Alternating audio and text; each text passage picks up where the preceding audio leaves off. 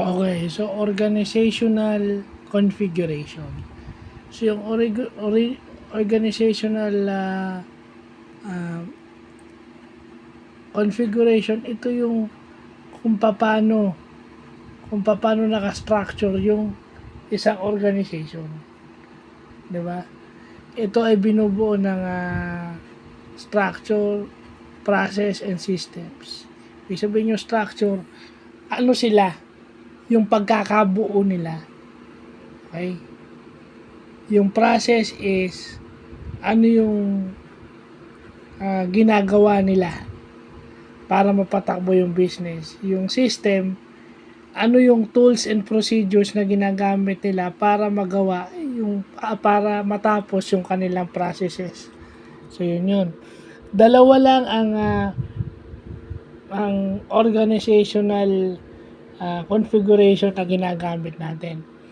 Yung una is yung bureaucracy. Okay? Yung bureaucracy is makikita natin na maraming middleman. Actually, sa government, diba, sa example ko na lang, sa Department of Agriculture, meron tayong tinatawag na Bureau of Animal Industry, Bureau of Plant Industry. Diba? Yun yung example. Diba? So, ibig sabihin nun, may agency, may organization yun, yung Department of Agriculture o DA, tapos meron siyang dalawang bureau in charge for the animals o do sa yung mga animal sa farm, at saka meron pang isang bureau, yung Bureau of Fisheries and Aquatic Resources. Yun na example ng bureau.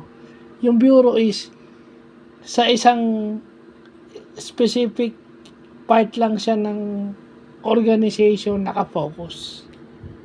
Okay? And then yung divisional structure, yun naman nakadivide yung products and services. Nakadivide yun. Nakadivide sila. Kung product yun, nakadivide yun sa geographical areas and market at saka department. Diba? Yun yung pinaghati-hati mo. Naka-segment yung yung organization mo. No? So, madali na maintindihin yun eh. Basta may bureaucracy ka na nakapokus sa isang area ng organization. Gaya sa Department of Agriculture nga, ganun, nasabi ko na kanina. So, yun. Butit na ipo-vlog natin yung organizational configuration. Yeah. Kasi most people na hindi nag-aral ng management, lately lang nila natututunan yung organizational configuration na basic yan pa nagtatrabaho ka. So, yun lang po.